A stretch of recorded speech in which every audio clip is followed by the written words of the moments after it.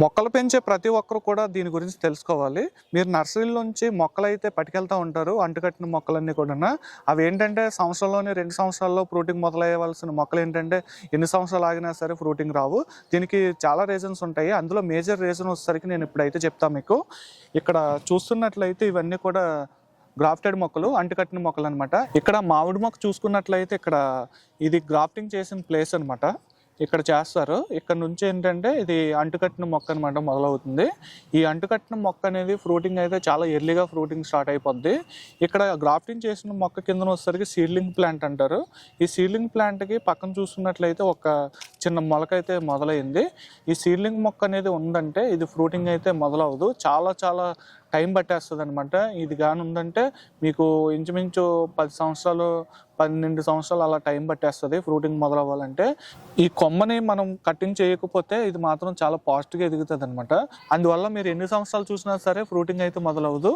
Side కొమ్మలు వచ్చినప్పుడు ఇలాంటివి తీసేయాలి.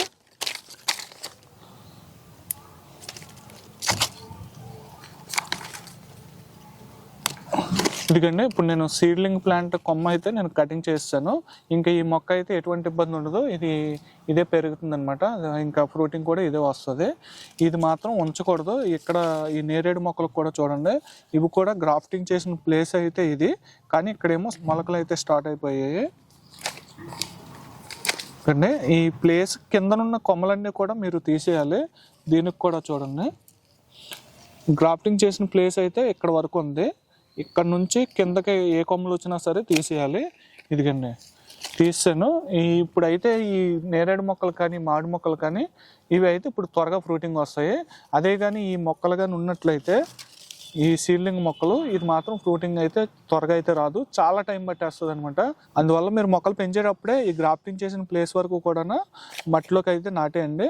లేదు మీకు తెలుసు అనుకుంటే ఈ గ్రాఫ్టింగ్ చేసిన ప్లేస్ వరకు కిందకు వచ్చిన కొమ్మలన్నీ కూడా తీసేయండి. ఇలా తీసేసినట్లయితే ఇంకా ఈ మొక్క అయితే హెల్తీగా పెరుగుతుంది, త్వరగా ఫ్రూటింగ్ వచ్చేస్తుంది.